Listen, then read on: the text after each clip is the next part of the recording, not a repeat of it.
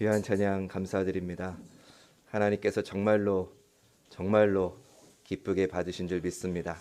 우리 부활하신 주님께 감사와 영광의 박수 올려드리겠습니다.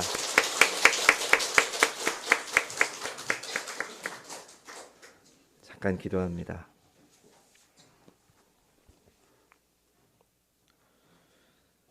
우리를 위해서 부활하신 주님 감사합니다. 이 시간 그 부활하신 주님을 마음껏 찬양하고 그 주님께 경배드리게 하시니 감사드립니다. 이제 말씀 중에 좌정하셔서 주님의 부활이 오늘 나에게 어떤 의미가 있는가를 듣게 하여 주시옵소서. 우리의 소망이 되시는 예수님 귀하신 이름으로 기도드립니다. 아멘. 우리를 위해서 죽으시고 죄와 사망을 이기시고 부활하신 주님을 찬양합니다.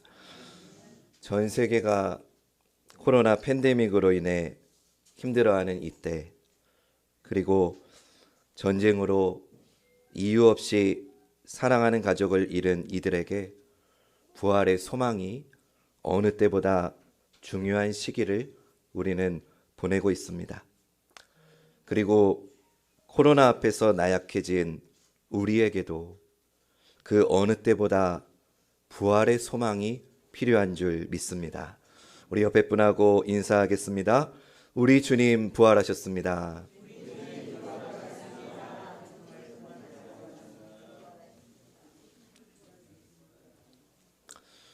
여러분, 방금 우리 주님 부활하셨습니다 라고 우리 인사했는데, 여러분 정말로 부활이 여러분들에게 소중한 의미로 다가오고 있습니까? 우리 주님 부활하셨다고 고백했는데 솔직히 우리 마음엔 그래서요, 이런 생각이 자리 잡고 있는 건 아닙니까? 사랑하는 여러분, 우리 주님이 부활하셨다는 것이 오늘 우리에게는 어떤 의미가 있는 걸까요? 우리는 지난 사순절 40일 동안 예수 그리스도의 고난과 십자가를 기리고 묵상했습니다. 그것에 비하면 오늘 이 예배가 끝나고 집에 가서 부활절 계란을 먹으면 내일부터는 나하고 상관없는 그런 부활절을 보내고 있는 건 아닙니까? 십자가에 대해서는 40일 묵상하고 금식도 했는데 정작 부활의 기쁨을 누리는 것은 하루뿐인 것 같아서 안타깝습니다. 만약에 예수님의 부활이 없었다면 십자가는 한 젊은 유대인의 안타까운 죽음에 불과합니다. 사도 바울은 이것을 고린도전서 15장 17절에서 이렇게 말합니다. 그리스도께서 다시 살아나신 일이 없으면 너희의 믿음도 헛되고 너희가 여전히 죄 가운데 있을 것이요. 아멘. 사랑하는 여러분, 오늘 우리에게 부활은 어떤 의미가 있습니까? 오늘은 부활의 의미를 찾아가고자 합니다. 먼저는 제자들의 순교를 통해서 부활은 목숨을 걸고서도 지키고 전해야 했던 능력임을 살펴보겠습니다. 그리고 그 후에는 그 제자 중에 하나인 도마에게 집중해서 그에게 부활은 어떻게 다가와서 그를 변화시키는 능력이 되었는가를 살펴보도록 하겠습니다. 예수님의 제자들의 삶의 마지막을 성경은 다루고 있지 않습니다. 그들의 행적을 기록한 사도행전 후반부는 사도 바울의 행적을 중심으로 쓰였고 바울이 로마에 도착하면서 끝납니다. 성경만으로는 알 수가 없습니다. 그러나 로마 초대교부들의 전승을 보면 예수님의 12 제자는 세계 여러 지역에 흩어져서 복음을 전했고, 사도 요한을 제외한 나머지 모든 사도가 순교했다고 우리에게 알려줍니다. 여러분, 앞에 화면을 같이 보시고, 세베대의 아들 야고보는요, 예루살렘에서 칼로 참수당해서 순교했음을 사도행전이 알려줍니다. 사도 베드로는 로마에서 십자가에 거꾸로 매달려서 처형되었습니다. 예수님이 달리신 십자가에 자신은 똑같이 달릴 수 없다면서 거꾸로 매달리기를 자원했다고 합니다. 마태는 에티오피아에서 사역하다가 칼에 맞아서 고통받으며 순교했습니다. 예수님의 형제인 야고보는 사도는 아니었지만 예루살렘 교회의 지도자였는데, 그가 주님에 대한 믿음을 끝까지 부인하지 않자 성전 꼭대기로 그를 데리고 가서 그 성전 꼭대기에서 그를 던졌다고 합니다. 이 성전 꼭대기는 사단이 주님을 데리고 가서 시험했던 그곳입니다. 그곳의 높이는 약 30m가 된다고 합니다. 그곳에서 그를 던져서 죽였는데, 그가 죽지를 않으니까 원수들이 곤봉을 가지고 내려와서 그가 죽을 때까지 때려서 죽였다고 합니다. 나다넬이라고 알려진 바돌로메는 아르메니아로 가서 사역하다가 산채로 살가죽이 벗겨져서 죽었습니다. 안드레는 그리스에서 사역하다가 X자 모양의 십자가에 처형되었습니다. 군사들이 심하게 채찍질을 한 후에 그의 고통을 더 연장하기 위해서 끈으로 그의 몸을 십자가에 묶었습니다. 그때 그가 이렇게 말했다고 합니다. 나는 오랫동안 이 행복한 순간을 바라고 기다렸습니다. 십자가는 거기에 달리신 그리스도의 몸에 의해 거룩하게 되어 있습니다. 안드레는 죽는 순간까지 이틀 동안이나 그를 고문하는 사람들에게 계속 복음을 전했다고 합니다. 빌립은 소아시아 지역에서 선교하다가 히에라폴리스에서 순교했습니다. 알페오의 아들 야고보는 예루살렘에서 군중들에게 돌과 몽둥이로 맞아서 순교했습니다. 다데오라고 하는 유다는 메소포타미아 지역에서 사역하다가 전쟁에서 쓰는 무기에 맞아서 죽었습니다.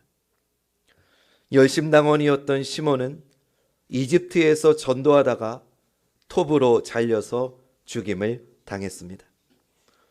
가롯 유다를 대신해서 사도가 된 마띠아는 에티오피아에서 사역하다가 손도끼에 맞아서 순교했습니다. 마지막으로 사도 바울은 로마의 네로 황제의 박해 때에 목이 잘리는 참수형을 당해서 순교했습니다. 이렇게 제자들은 죽음을 무릅쓰고 예수님이 부활하셔서 우리의 구원자가 되셨고 죽음의 문제를 해결하셨다는 것을 목숨을 걸고 전했습니다. 이것이 초대교회의 기초가 되었고, 이것이 오늘날 교회가 본받고 있는 부활신앙의 정신입니다. 그런데 여러분, 생각해 보십시오. 세상 어느 누구도 자신이 거짓이라고 믿는 것에 목숨을 걸지는 않습니다. 만약 예수님의 부활이 거짓이었다면 그 누구보다도 제자들이 알았을 겁니다. 스스로 만들어낸 허구를 위해서, 확실하지도 않은 소문 때문에 안정된 생활을 버리고 죽음의 위협에 자신을 던지는 사람은 아무도 없을 겁니다. 한두 명도 아니고 12명 모두가 다 그랬다는 것은 그들이 예수 그리스도의 부활을 목격했다는 부인할 수 없는 증거가 되는 줄로 믿습니다. 제자들에게 부활은 그런 의미였던 겁니다. 사랑하는 여러분, 그렇다면 오늘 우리에게 부활은 어떤 의미입니까? 사실 이런 제자들의 순교 이야기를 들으면 물론 존경스럽습니다. 그리고 우리의 마음에 깊은 감동이 되는 것도 사실입니다. 하지만 솔직히 말하면 우리하고는 거리감이 드는 게 사실이죠. 그래서 저는 성경에 나오는 주님의 제자들 중에서 그나마 우리랑 가장 친숙하고 우리랑 가장 가깝게 느껴질 수 있는 인물이 누구일까 생각해 보니까 의심 많았던 도마가 떠올랐습니다. 그래서 저는 이 도마에게 좀 집중해 보면서 의심 많던 그가 어떻게 부활을 믿게 되었는지, 즉 도마 그에게 부활은 어떤 의미였는지를 찾아가 보면서 이 시간 여러분과 은혜를 나누고자 합니다. 복음서에서 도마하고 관련된 이야기는 그리 많이 나오지는 않습니다. 요한복음 11장 16절에 보면 죽은 나사로에 관한 주님과의 대화 중에서 그는 예수님을 향한 열심도 있고 또 죽음도 불사하려고 하는 충정이 있는 제자였다는 것을 알 수 있습니다. 요한복음 11장 16절 말씀. 디두모라고도 하는 도마가 다른 제자들에게 말하되 우리도 주와 함께 죽으러 가자 하니라. 아멘. 그런 반면 또 도마에 대해서 알 수 있는 말씀이 요한복음 14장 5절에 나옵니다. 여기에 보면 이 도마가 나는 가서 너희를 위해서 거처를 예비하러 간다는 주님의 이 말씀을 전혀 이해하지 못하는 모습을 볼 수 있습니다. 요한복음 14장 5절 말씀. 도마가 이르되 주여 주께서 어디로 가시는지 우리가 알지 못하거늘 그 길을 어찌 알겠사옵나이까. 이런 모습을 미루어 볼 때 도마는 충직하지만 자신에게 절대적인 확신이 들 때에만 행동하는 사람이라는 것을 알 수 있습니다. 이런 모습은 예수님이 죽으신 후에 그가 다른 제자들과 함께 있지 않았던 것으로도 이해할 수 있습니다. 오늘 본문 24절 말씀 같이 한번 읽어볼까요? 24절 말씀 시작. 12 제자 중에 하나로서 디두모라 불리는 도마는 예수께서 오셨을 때에 함께 있지 아니한지라. 다른 제자들이 부활하신 예수님을 보았는데도 그는 쉽사리 믿지 못합니다. 도마는 친구들의 증언을 받아들이기는커녕 믿음의 조건을 겁니다. 못 박히신 예수님의 손에 자신의 손가락을 넣어보고 창에 찔리신 주님의 옆구리에 자신의 손을 넣어보지 않고는 도무지 믿지 않겠다는 선언이었습니다. 25절 말씀 같이 읽어볼까요? 시작. 다른 제자들이 그에게 이르되 우리가 주를 보았노라 하니 도마가 이르되 내가 그의 손에 못자국을 보며 내 손가락을 그 못자국에 넣으며 내 손을 그 옆구리에 넣어보지 않고는 믿지 아니하겠노라 하니라. 도마는 알았던 겁니다. 그는 이토록 상한 몸으로는 아무도 살아남을 수 없다는 것을 그는 알았던 겁니다. 그래서 그런 상처를 입고도 살아있는 분을, 살아있는 몸을 내가 실제로 보고 내가 실제로 만질 수 있으면 그때는 믿어질 것 같다라고 말하는 겁니다. 저는 도마의 이런 모습이 참 좋습니다. 믿지 못하면서 믿는 척하는 것보다는 나은 것 같습니다. 믿지 못하겠다고 말하는 도마의 모습이 솔직한 우리의 모습과 가장 가까운 것 같습니다. 여러분, 부활절이 되면 우리는 기쁜 찬송도 부릅니다. 우리 주님 부활하셨다고 서로 격려하고 서로 인사도 나눕니다. 하지만 이 한 시간이 지나서 다시 내 삶의 자리로 돌아가면 부활은 나와는 아무 상관없는 뜬구름 같은 얘기가 되는 우리의 모습, 그 모습이 꼭 도마와 같습니다. 도마, 그는 분명히 예수님을 존경하고 사랑하는 주님의 제자였습니다. 하지만 그의 기질 때문에라도 주님이 살아나셨다고 전하는 다른 제자들의 말에 그런 말도 안 되는 것은 내가 확인해 보지 않고는 못 믿겠다는 그의 입장을 고수합니다. 도마의 이런 모습은 오늘 포장된 내 믿음을 한꺼풀만 벗겨내면 볼 수 있는 우리의 진솔한 모습인지도 모르겠습니다. 그런데 성경은 이런 합리적인 의심을 하던 도마가 제자들 가운데에서 가장 고귀한 신앙 고백을 하는 이로 변화된다는 것을 오늘 우리에게 알려줍니다. 오늘 본문 28절 말씀 같이 읽어봅니다. 시작. 도마가 대답하여 이르되 나의 주님이시오 나의 하나님이시니이다. 아멘. 그는 나의 주님이시오 나의 하나님이십니다라고 정말로 고백하게 된 겁니다. 어떻게 그에게 이런 변화가 가능했을까요? 오늘 우리가 이것을 발견한다면 마찬가지로 우리에게 감춰져 있는 부활에 대한 불신을 극복하고 우리도 도마처럼 나의 주님이시오 나의 하나님이시니이다 라고 고백하게 될 줄로 믿습니다. 여러분 한번 고백해 볼까요? 나의 주님이시오 나의 하나님이십니다. 이 고백이 오늘 이 말씀을 통해 우리 모두의 진실한 고백이 되기를 주님의 이름으로 축원합니다. 사랑하는 여러분, 부활이 무엇일까요? 부활이 예수님이 단지 죽은 자 가운데서 다시 살아나신 것, 그것만일까요? 물론 명제적으로는 맞지요. 예수님이 사흘 만에 죽은 자 가운데서 살아나신 것, 그것이 부활입니다. 그러면 제가 여러분에게 이렇게 묻습니다. So what? 그래서요. 그래서 뭐 어쨌다는 거예요?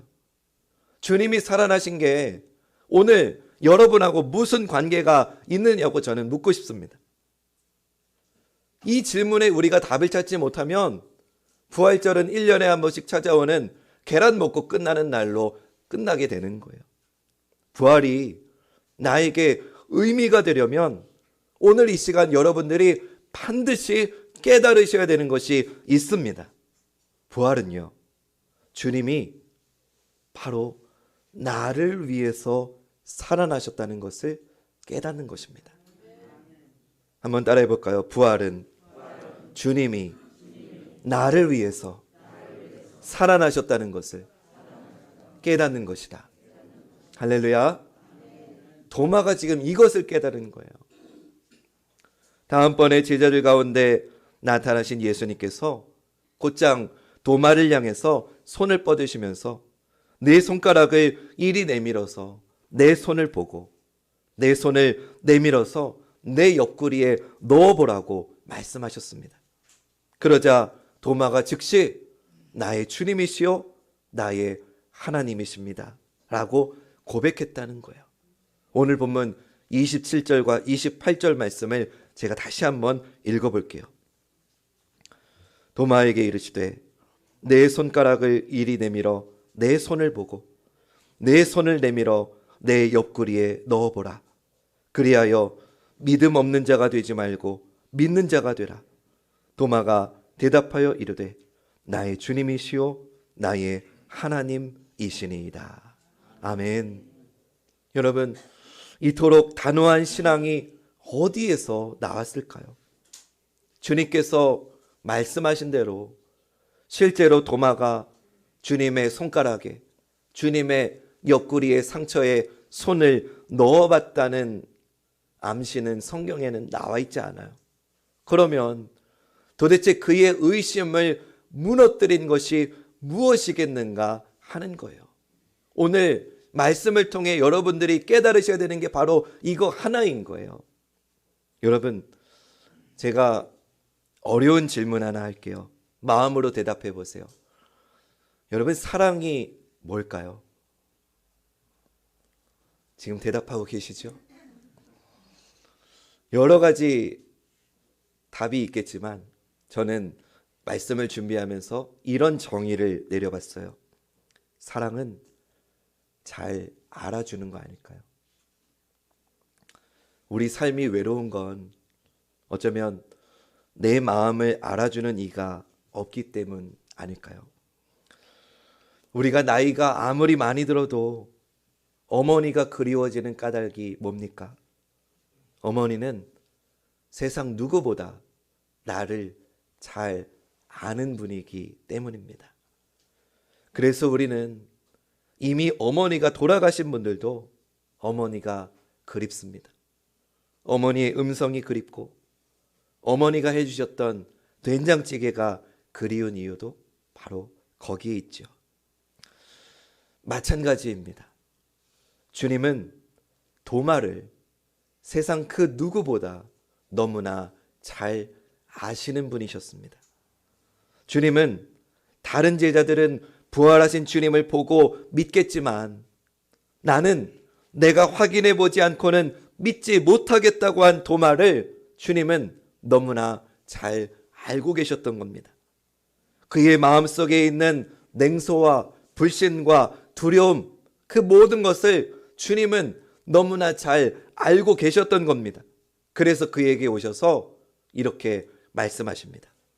내 손가락을 이리 내밀어 내 손을 보고 내 손을 내밀어 내 옆구리에 넣어봐라. 여러분, 주님의 이 말씀은 결코 질타가 아니라고 저는 생각합니다.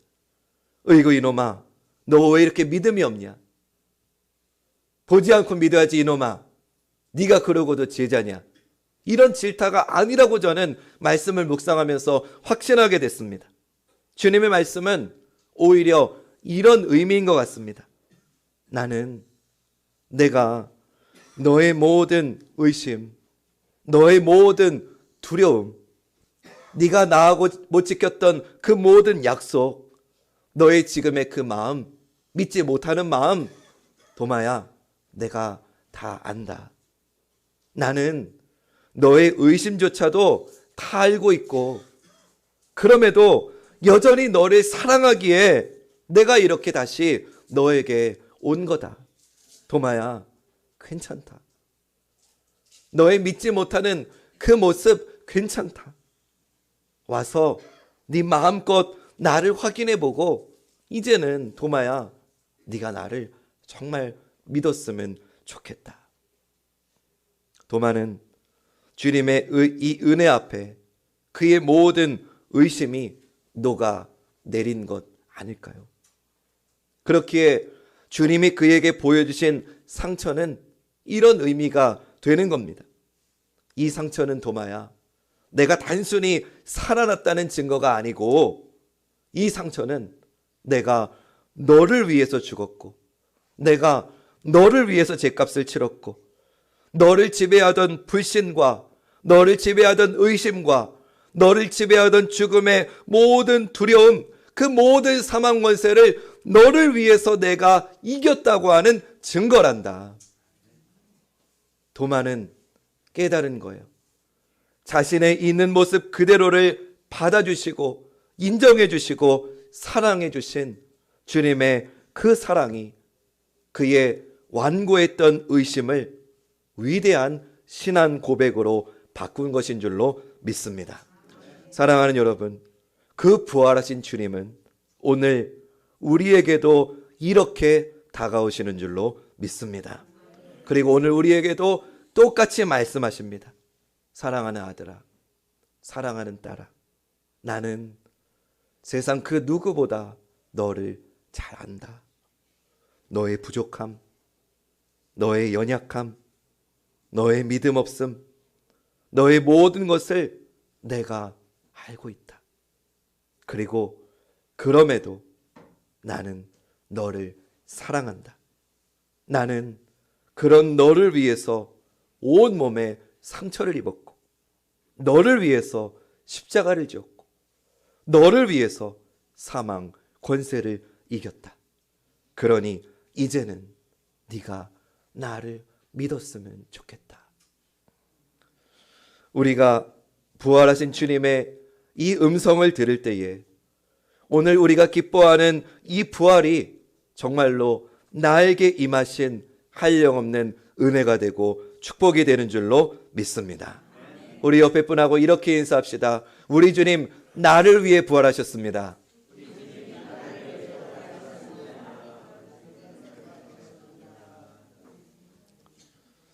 도마가 이것을 깨달은 거예요.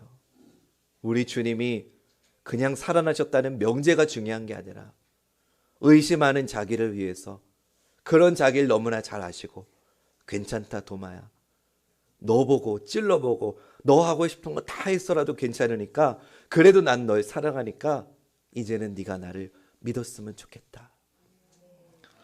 이 의미를 발견한 도마가 이후에 어떤 삶을 살았는지 아십니까?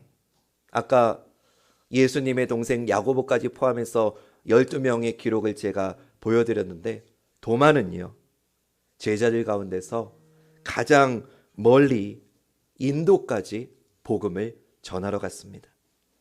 전승에 의하면 도마는 자신을 스스로 노예로 팔아서 인도에 팔려가는데, 그 배를 타고서 그곳에 복음을 전하러 가다가 인도의 마르다스, 지금의 첸나이라고 하는 지역을 다스리던 왕에게 미움을 사서 4개의 창에 찔림을 당해서 순교를 당했다고 합니다.